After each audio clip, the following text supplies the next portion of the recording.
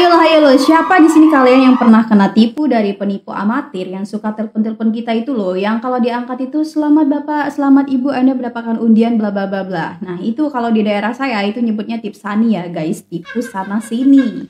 Entah modusnya itu dapat undian lah, dapat hadiah dari Shopee lah, menang undian dari Baim Wong lah, sampai modus jasa pencairan uang dan sebagainya. Tapi di film ini modusnya itu bukan kaleng-kaleng guys, modusnya itu lebih profesional karena bisa meluncurkan scam atau tipuan di layar komputer si korban. Seolah-olah laptop atau komputer korban itu terkena virus dan si korban mau tidak mau harus menghubungi nomor pada iklan untuk segera mengatasi masalah itu. Licik sekali kan guys? Oke, tapi sebenarnya film ini bukan berfokus pada teknik penipuannya ya guys, melainkan lebih fokus ke aksi balas dendam yang brutal dari seorang beekeeper atau peternak lebah. Jadi guys, sudah bisa kalian tebak lah ya kalau genre film yang akan saya bahas kali ini adalah genre action yang menyajikan aksi brutal balas dendam si peternak lebah kepada Tipsani ini ya, tipu sana sini ini. Ya tentunya ini membangkitkan jiwa maniak psikopat saya untuk melihat aksi-aksi keren dari jagoan kita Babang Jason Statham sebagai Adam Clay.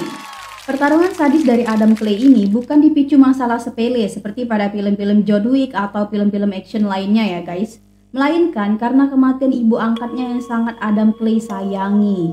Dan juga lawan atau musuh Adam Clay ini bukan sembarangan penipu amatir guys, melainkan orang-orang berkuasa yang high class di pemerintahan gitu guys. Ngeri banget ya. Penasaran gimana alur ceritanya? Yuk langsung saja kita eksekusi. Film yang sedang memuncul peringatan bahwa harddisknya telah terinfeksi virus dan harus segera diperbaiki, langsung mempercayai iklan yang muncul di layar komputernya. Begitu nomor tersebut dihubungi, ia langsung terhubung dengan pria bernama Garnet yang merupakan leader dari penipu-penipu ulung ini guys. Jadi mekanisme penipuan seperti ini sebenarnya simple, dimana pelaku-pelaku dajjal ini akan menargetkan para lansia, kemudian menakut-nakutinya dengan bahasa komputer yang tidak akan bisa diperbaiki, kecuali para korban ini mendownload sebuah software atau aplikasi yang para penipu ini sudah sediakan di sebuah web khusus gitu guys, komputer korban guys. Kenapa? Karena mereka tahu kalau Mrs. Parker ini guys.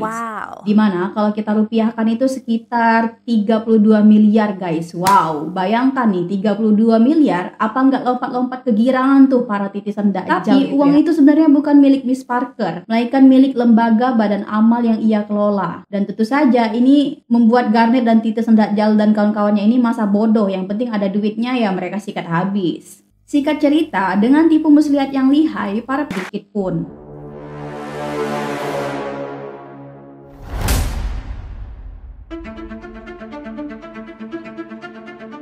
Malam hari karena mengundangnya makan malam. Tapi malam itu ketika Clay mendatangi rumah Mrs. Parker, Clay heran karena ia mengetuk pintu rumah tapi tidak ada jawaban. Lampu rumah Mrs. Parker juga tidak hidup dan terdengar bunyi alarm kebakaran.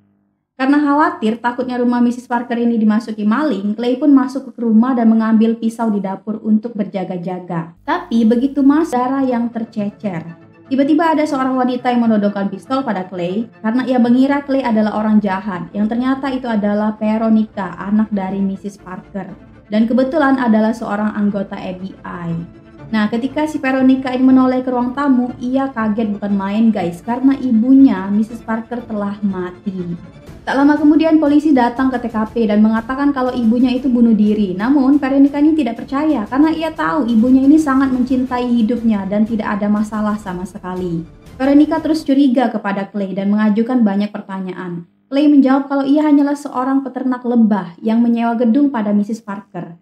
Namun Veronica ini masih tidak percaya, akhirnya Clay dibawa untuk diinterogasi. Saat itu Veronica mulai mencari. Betapa kagetnya Veronica setelah membuka laptop ibunya dan rekening ibunya sudah mati akibat bunuh diri. Paginya, Veronica langsung menemui Clay dan meminta maaf yang sebesar-besarnya karena telah menuduhnya sembarangan dan mengucapkan terima kasih karena sudah merawat ibunya selagi ia tidak ada. Ia bahkan mengajak Clay ngopi untuk ngobrol lebih lanjut. Veronica bilang kalau selama ini ibunya selalu hidup sendirian sejak kakaknya yang seorang mantan marinir itu meninggal. Dan Veronica juga bilang kalau Clay ternyata memiliki kemiripan dengan kakaknya. Mungkin itulah ya guys alasan mengapa almarhumah Mrs. Parker ini sudah menganggapnya sebagai anak sendiri. Ia juga memberitahu Clay kalau semalam dirinya itu menemukan fakta bahwa ibunya itu habis kena tipu guys. Belum lagi semua uang yang dicuri adalah uang amal yang ibunya kelola. Wow, uang amal guys, bayangkan. Sebagai anggota FBI, Veronica ini sudah meminta temannya untuk mencari tahu lokasi dari penipu, tapi FBI sekalipun tidak bisa menemukannya. Walaupun ditemukan juga, rata-rata perusahaan penipu seperti ini selalu lolos dari jeratan hukum, guys. Clay berkata jika anak kecil yang ditipu, mereka masih punya orang tua. Sedangkan jika lansia yang ditipu, mereka tidak punya siapa-siapa lagi dan tidak ada yang akan peduli dengan mereka. Dan Veronica sangat dendam dan berjanji akan menangkap pelakunya. Mendengar itu, dan mengambil sebuah bungkusan paket yang ternyata adalah sebuah alat komunikasi khusus untuk menelpon. Beberapa jam saja, temannya ini berhasil mendapatkan info yang diinginkan oleh Clay. Tapi tunggu dulu nih guys, kira-kira siapa sih Clay ini? Kok bisa peternak lebah yang sangat tenang, pendiam, ini punya kenalan yang bisa mencari informasi dalam sekejap, yang bahkan sekelas FBI aja nggak mampu guys nemuin para penipu ini. Makin penasaran kan kalian lokasi dari penipu tadi? Clay ini langsung ke sana dengan membawa 2 buah jerigen berisikan minyak bensin, guys. Ketika ditanya para penjaga di sana mau ngapain gitu kan, Clay dengan santainya bilang ingin membakar habis seluruh gedung ini. Wow, si keren. Clay bisa melumpuhkan penjaga itu dengan sekejap saja. Clay masuk dan mengatakan pada resepsionis untuk mengevakuasi orang-orang karena akan terjadi kebakaran. Begitu naik ke lantai atas, ia kemudian menyuruh para penipu untuk mengikuti kata-katanya, bahwa mulai sekarang mereka semua akan berhenti mencuri. Tapi tentu saja orang-orang penipu biadab ini malah menertawakan Clay, karena Clay udah bilang baik batu pegawai yang menyepelekan omongannya. Para pegawai semakin dibuat ketakutan karena Clay ini langsung menuangkan bensin untuk karena Clay adalah orang gila, hal yang sama. Namun teman V ini bilang Clay ini seperti hantu karena FBI pun tidak bisa menemukan info satupun tentang terkait masa lalunya Clay. Ya, seakan-akan memang sengaja disembunyikan ya guys. Tidak lama kemudian mereka berdua kembali mendapat info kalau jasad Garnett ini ditemukan di sungai dan membuatnya semakin yakin kalau Clay ini memang bukan orang sembarangan. Sebenarnya Wallace ini tidak ingin melawan Clay, tapi karena ibu Derek bocah ingusan ini menelponnya secara personal dan menyogok Wallace. By the way, ibu Derek ini sebenarnya seorang yang sangat powerful ya, tapi kita nih belum diberitahu nih apa jabatannya gitu kan. Nah, sudah menyewa sebuah private security andalannya yang berisikan mantan pasukan khusus terbaik Amerika. Namun sebelum memulai aksinya, Wallace memberitahu kalau ada sebuah program yang selama ini dirahasiakan oleh negara. Bahkan dia juga baru tahu setelah dia menjabat sebagai direktur CIA dulu ya. Dan program itu bernama The Beekeeper. Kata Wallace, fungsi The Beekeeper itu salah satunya untuk menjaga kestabilan sistem yang telah dibangun. Ya, diibaratkan itu sebagai sarang lebah ya. Jika ada lebah yang mencoba merusak sistem, maka Beekeeper ini mengembalikan situasi sebagaimana mestinya. Belum lagi pasukan Beekeeper ini diberikan kewenangan untuk menilai mana yang mereka harus eksekusi dan mana yang mereka harus biarkan hidup. Wallace bilang walaupun mereka berjumlah puluhan orang, belum tentu mereka bisa menang melawan Clay ini seorang yang sedang berdiskusi tentang cara untuk menangkap dirinya sendiri. Gak habis pikir lagi gimana bisa satu orang mampu melumpuhkan 10 pasukan SWAT tanpa menggunakan senjata.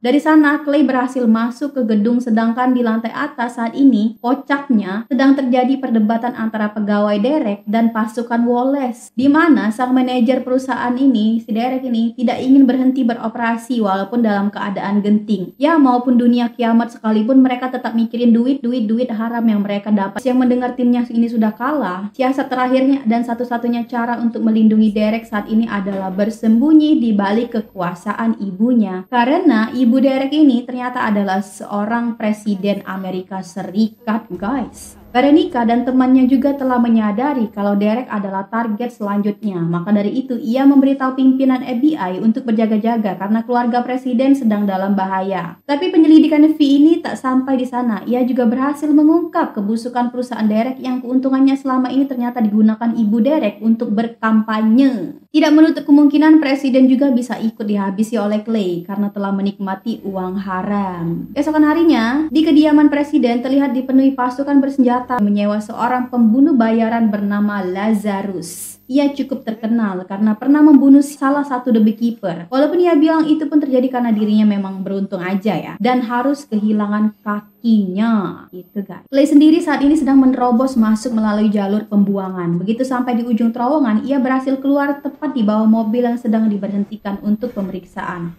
Tapi tentu saja bagian bawah mobil juga tidak luput dari perhatian petugas dan memang ternyata tujuan Clay ini pakaian milik petugas yang berjaga. Sebelum masuk ke hidup, Memang anak durhaka ya, titisan Dajjal dan berbagai peralatan menyelam, dan sejak saat itu Clay menghilang dari permukaan.